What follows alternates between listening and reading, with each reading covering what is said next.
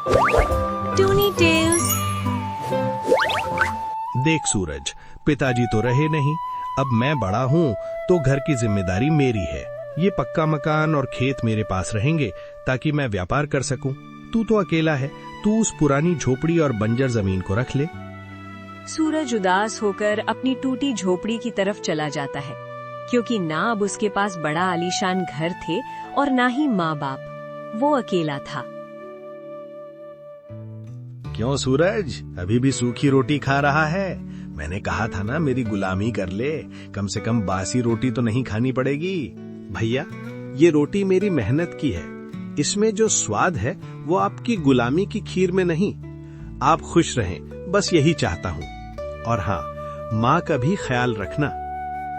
बड़ा आया स्वाभिमानी, जा सड़ता रहे इस गरीबी में। मैं तो तेरी भलाई के लिए ही कह रहा था, मेरे यहाँ काम करता तो कुछ पैसे कमा लेता। हमारा लक्ष्य सिर्फ कहानियाँ सुनाना नहीं, बल्कि हर घर तक एक अच्छी सीख पहुँचाना है।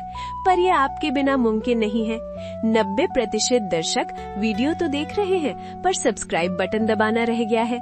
आइए साथ मिलकर टूनी टेल्स को 1 मिलियन का परिवार बनाते हैं। सब्सक्राइब कीजिए और हमारे इस मिशन का हिस्सा बनिए।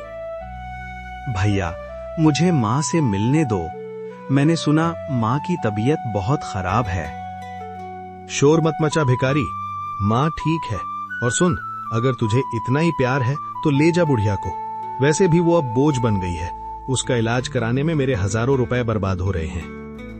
माँ, तू चिंता मत कर, तेरा ये गरीब बेटा अभी जिंदा है। हालात ने मुझे तोड़ने की बहुत कोशिश की है, लेकिन झुकाया नहीं। मेरी सांसों में जब तक दम है, मैं तुझे किसी भी तकलीफ के साए तक नहीं आने दूंगा। दुनिया चाहे जितनी भी बेरहम क्यों ना हो, तेरा बेटा तेरे लिए दीवार बनकर खड़ा रहेगा। सूरज माँ को अपनी झोपड़ी में लाता है। उसके पास पैसे नहीं है। वो अपनी बंजर जमीन का छोटा सा टुकड़ा और अपनी प्यारी गाय गौरी को बेचने का फैसला करता है। 6 महीने बीत जाते हैं। सूरज की सेवा से माँ ठीक हो जाती है। सूरज की झोपड़ी में खुशियां हैं, भले ही पैसे कम हो। दूसरी तरफ विक्रम के शहर वाले गोदाम में भीषण आग लग जाती है। कहते हैं ऊपर वाले की लाठी में आवाज नहीं होती।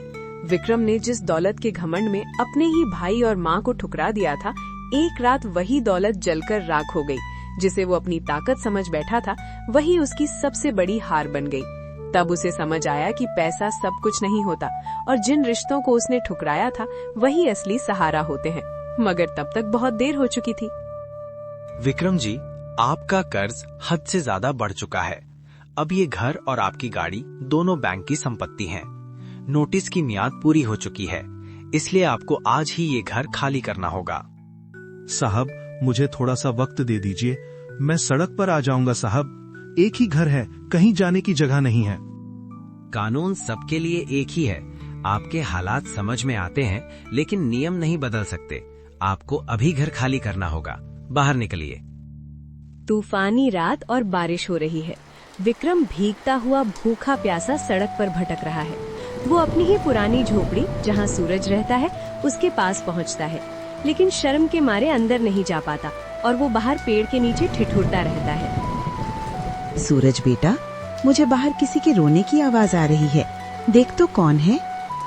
सूरज लालटेन लेकर बाहर आता है। वो देखता है कि विक्रम कीचड़ में सना हुआ कांप रहा है। सूरज घबराकर उसके पास दौड़ता है।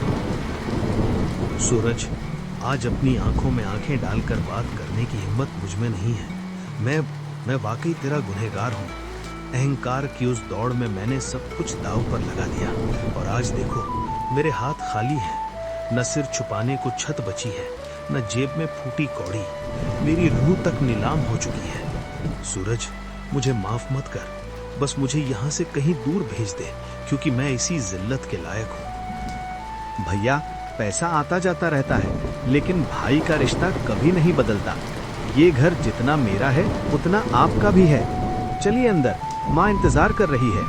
माँ, मैंने तुम्हें बोझ समझा, तुम्हें घर से निकाल दिया, और आज जब मेरे पास करोड़ों की दौलत नहीं है तो उन अमीर दोस्तों ने मुझे पानी तक नहीं पूछा। और ये सूरज, जिसे मैंने गरीब भाई कहकर ताना मारा, आज इसी ने मुझे सहारा दिया। बेटा, गरीबी कपड़ों में नहीं, इंसान की सोच में होती है। सूरज के पास धन नहीं था, लेकिन उसका दिल बहुत अमीर था। तूने आज सबक सीख लिया, यही तेरी असली कमाई है। भैया, गिरकर संभलना ही तो जिंदगी है। अब तक हम अकेले लड़ रहे थे, इसीलिए कमजोर थे, लेकिन अब हम एक दीवार की तरह खड़े होंगे। जब तक ये एकता कायम है, तब तक हम दुनिया के सबसे अमीर इंसान हैं, क्योंकि हमारे पास वो भरोसा है जिसे पैसों से नहीं खरीदा जा सकता। चलिए मिलकर अपनी तकदीर खुद लिखते हैं। दोस्तों, विक्रम को समझ आ चुका था कि दुनिया में सबसे बड़ी दौलत परिवार और प्यार है। उस दिन के बाद गांव में किसी ने सूरज को गरीब भाई नहीं कहा, क्योंकि दिल से अमीर तो वही था।